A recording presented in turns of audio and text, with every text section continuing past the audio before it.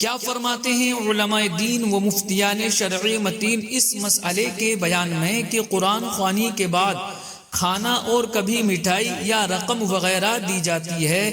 اس کے متعلق شرعی حکم کیا ہے؟ کیا وہ کھانا کھا سکتے ہیں اور مٹھائی وغیرہ کچھ دیں تو اس کا لینا جائز ہے یا نہیں؟ بیان فرما دیں۔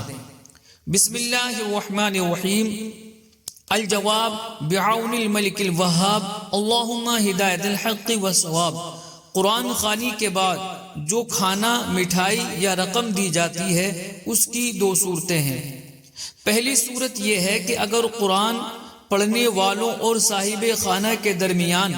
قرآن خوانی کے عوض کچھ لینا دینا طے ہوا ہے، یا زبانی طور پر تو کچھ طے نہیں ہوا لیکن قرآن خوانی کے عوض کچھ لینا دینا عام طور پر رائج ہے،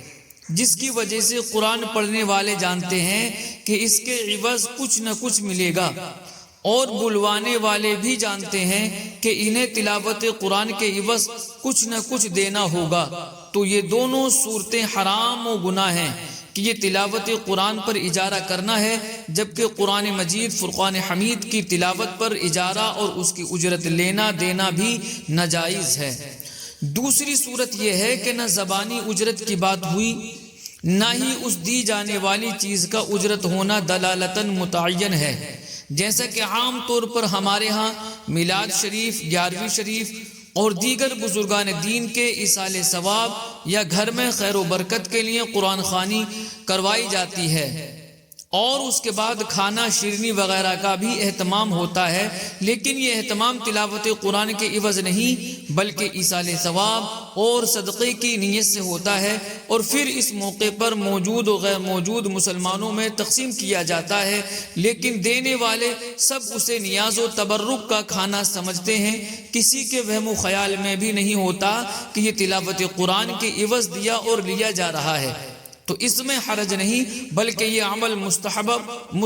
اور مستحسن عمل ہے کہ یہ تلاوت قرآن کی اجرت نہیں بلکہ صدقہ و صلہ ہے۔ تلاوت قرآن پر اجارے سے متعلق علامہ محقق ابن عابدین الشامی علیہ الرحمہ فرماتے ہیں، نصوص مذہب یعنی متون، شروح اور فتاوی اس بات پر متفق ہیں کہ عبادات کے جن میں تلاوت قرآن بھی شامل ہے، جیسا کہ آپ سن چکے، تو ان پر اجارہ باطل ہے، سوائے ان صورتوں کے کہ جن کا متاخرین نے ضرورت کی بنا پر استثناء فرمایا ہے،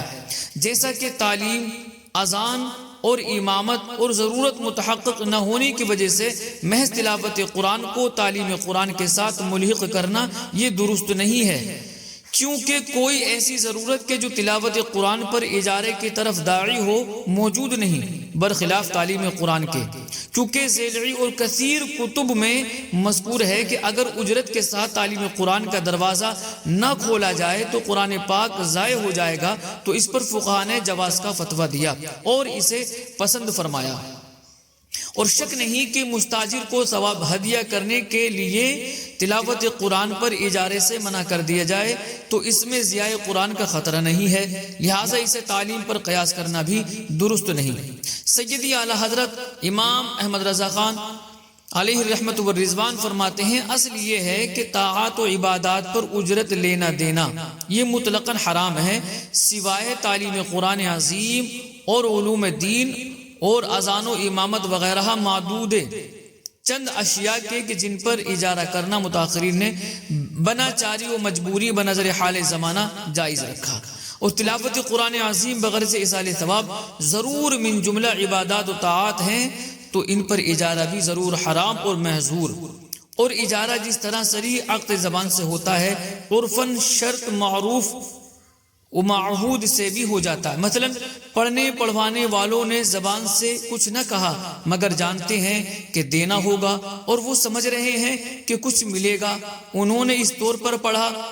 انہوں نے اس نیت سے پڑھوایا، اجارہ ہو گیا، اور اب دو وجہ سے حرام ہوا، ایک تو طاعت پر اجارہ یہ خود حرام، اور دوسرے اجرت اگر عرفاً معین نہیں تو اس کی جہالت سے اجارہ فاسد، یہ دوسرا حرام۔ حقیقت میں تو یہ اجارہ باطل ہے، لیکن اگر منعقد فرض کر لیا جائے تو فاسد ہے، تو یکے بعد دیگرے اس کے حرام ہونے کی دو وجہ ہیں، اور یہ اس لیے کہ تمام فقہاء کی نص ہے کہ عرف میں مشہور و مسلم لفظوں میں مشروط کی طرح ہے۔ پس اگر قرارداد کچھ نہ ہو، نہ وہاں لین دین معہود ہوتا ہو، تو بعد کو بطور صلہ و حسن سلوک کچھ دے دینا جائز بلکہ حسن ہوتا ہے، اچھا عمل ہوتا ہے، مگر جبکہ اس طریقے کا وہاں عام رواج ہے تو صورت ثانیہ میں داخل ہو کر حرام محض ہے۔ تلاوت قرآن پر صراحتاً دلالتاً کسی طرح سے اجارہ نہ ہو، محض صدقہ و صلہ کے طور پر کچھ